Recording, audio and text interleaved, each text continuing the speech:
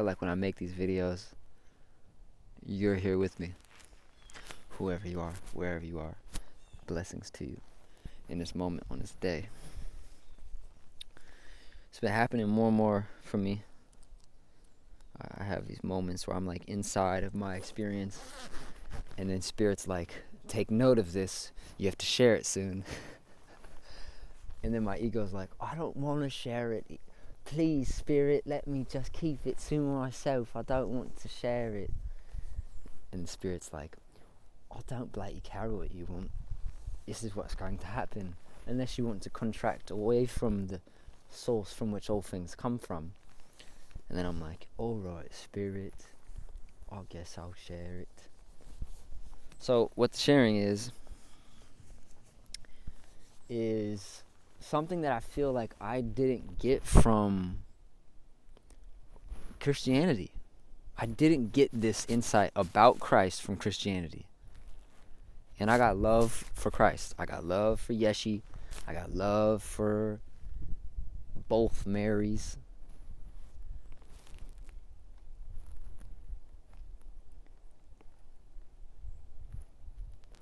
But there's something about modern Christianity that is fearful of wisdom and insight that doesn't come from the so if it's not directly in the Bible, then it's like, where are you getting this information from? So before I delineate and talk about the Akashic records or something, let's go right into it. So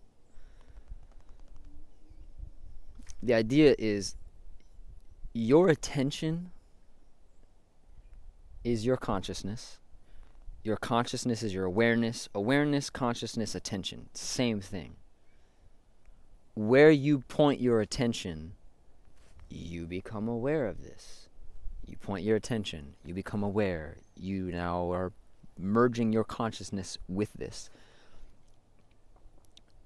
In a way, it's like light. It's like a flashlight. It's like wherever you point, I'm not looking that way, so I'm ignorant of what is that way.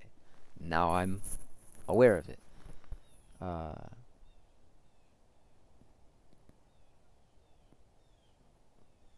The idea is that the most precious thing we have is our attention. And our attention is our I am presence. Our I am presence is the light and awareness of Christ. It is Christ. That which is speaking right now is Christ. That which is listening right now is Christ. I didn't get that insight from modern Christianity. Yoga shaped my awareness with, I don't mean stretching when I say yoga. I mean, and I don't mean the Upanishads or Vedanta or the Bhagavad Gita in particular either. I mean firsthand, direct experience of that which I am, that has no words and cannot be, in its most pristine experience, cannot be described with words. But yoga as a framework for digesting what this thing called life is, yoga gave me words that aren't in the English language. And here's a couple that are super assistive, have been super assistive in my personal experience of understanding what Christ is. So what I just said is Eastern philosophy that came from these yogis in the mountains, not just Patanjali, but the rishis and those from the East that attained this awareness of that which is, that which we come from, and that which is pervading all experiences, whether we are aware of it or not. It is. So, two distinctions: manifest reality and that which is aware of manifest reality. So that which is listening to the voice speaking, that which is prior to the voice speaking, that is ultimately assisting ideas, concepts, and awareness in manifesting through words, is not present in manifest reality. Meaning, That which I am in my most refined and pristine state as awareness, it's not here in the physical world. I'm moving it through into the physical world with words. This is the idea of the soul, of the spirit. Where is it? You can't see it. It's not, you know what I mean? But where do we see it? We see it in the eyes of the other, the eyes of a dog, the eyes of a creature, the eyes of a lover, the eyes of, if you look in the mirror, you might actually lose it, but it's in there as well. It's in breath as well. So we see life, it's life force, that which is the light of life. It's moving into manifest reality, into the experience of the quantum field. It's quantum reality. Quantum meaning zoomed in as much as you can possibly zoom in with modern science. It proves that all things are connected. And there's something that's moving into this space. Yoga calls that Purusha, meaning spirit. I've noticed that spirit, Purusha, also the word for its individuated form that we understand as our soul self, the soul, is called the Atma, A-T-M-A, or Atman. And I've noticed that this is Christ. That's Christ. When you study Yeshua's words in the King James or in Gnostics, or others who point or were present when he was speaking, that's what he's pointing at. He's pointing at that which you are that is also your neighbor. It's the soul self. And where you point your attention, what you give your attention, what we give our attention to is like, it's the most precious thing that can possibly be given to anything.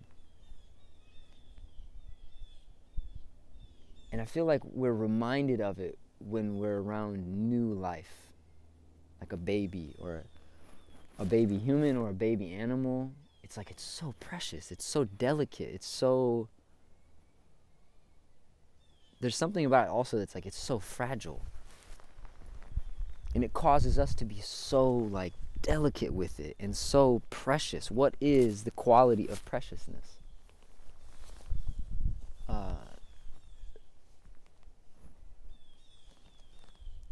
The other thing that I was going to say was, so that which is coming into manifest reality is Purusha. That which is manifest reality, comprised of matter, is Prakriti. And how we are holding ourselves, like right now I'm a certain way speaking these words. You're a certain way listening to these words. You have a posture.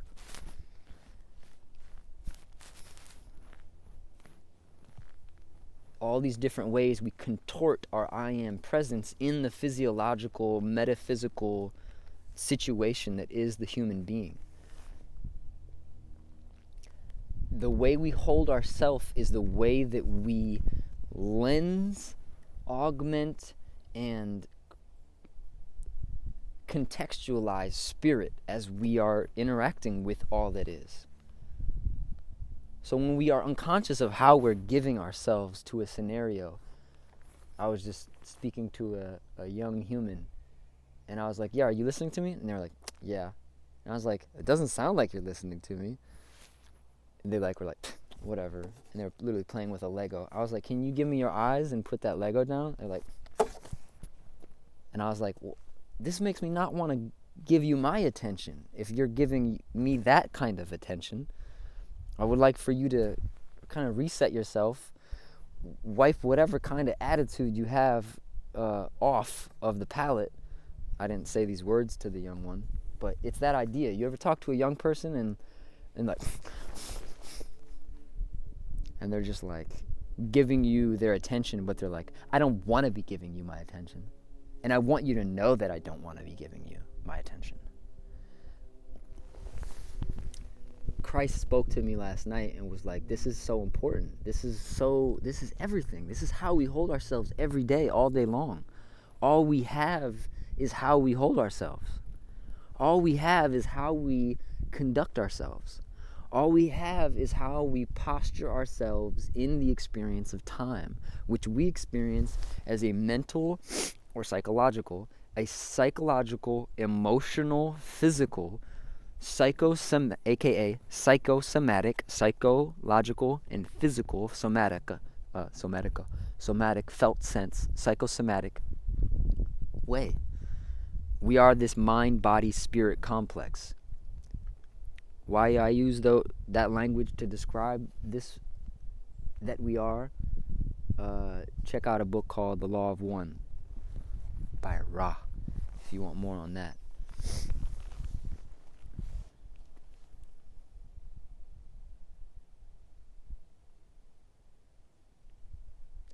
I noticed through Rocco, it's like these are ultimately amplified in their value when shared with others. And another thing that came to me as well was, if you're watching this or listening to this and you're like, this isn't for me or this is whack, then you're wasting your attention. You're wasting your presence. I'm not speaking to who this isn't for. I'm speaking to who this is for. Those that it's relevant for, no.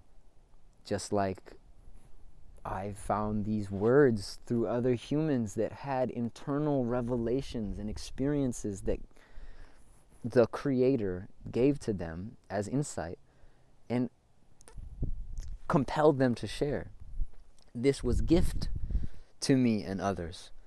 Insight to sight in, inward sight, inward awareness of what? Of the multidimensional thing, creature, situation that we are, that is the human. So all we have is our attention and awareness. However we posture ourselves is how we are coding the situation, or there's another word to say, like, it's like a fragrance. It's like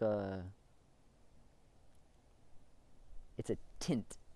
It's a tinting. That was the word I was looking for. I mean, walk outside, look at the outside experience, and then put on some sunglasses that have like a tint. And notice that the sunglasses tint the experience of sight in the same way that your emotional attitude and your mental state tints your experience of whatever's happening. And if you give your work, your loved ones, life in general, if you give it an attitude, it's giving you the attitude right back. The manifest world is a mirror for Christ. Christ is the flashlight by which we are pointing our attention. Period. Christ is the light of our attention. Christ is the light of our awareness. Our body is not Christ. Our body is a part of what Christ is, yes. But that which we are in our most refined state, which is awareness and consciousness, that is prior to the body's appearance, is non-physical. And when we have awareness of that, when we have understanding of that, that's what gnosis is. I put this other video out a little while ago that was like, what's the point of doing philosophical or, occult talks or occult videos? Ultimately, how you're moving through life is tinted, coded, framed, and lensed by whatever philosophy you're moving by. And whatever philosophy you're moving by or subscribing to is coding your morals and ethics and how you treat others. But what I'm focusing on in this video is how we treat ourselves. The attitude we give life is the attitude we're giving ourselves. And if we're projecting that someone else or some event is why we have that attitude, we're not seeing from a holistic frame or a holistic view. Holistic, whole, one, unified, united, yogad, unioned, unified, singular, non-separate, non-dual. This is the meaning of non-dual. The person that all us Westerners call Jesus was a non-dualist. He was speaking about a unified state to conduct oneself from that augments the experience of life totally, radically. The being named J. Krishnamurti speaks of this in a different fragrance than the one named Yeshua, in a different fragrance from the one named Siddhartha Gautama, in a different fragrance from the one named Lao Tzu. All are speaking of a unified state to conduct and move through life with, from there.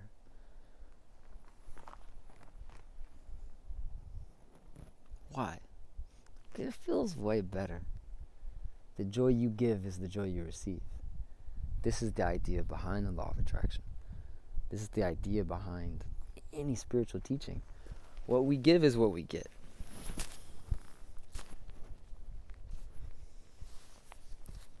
And when you know that, you want to give really nice vibes. Because it feels good to have nice vibes given. Received. Well, both. It's the same thing.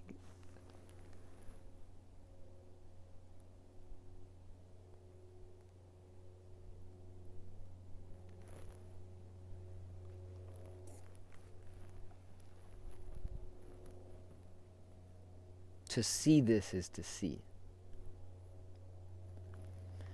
To forget this is to get caught up in it. And that happens.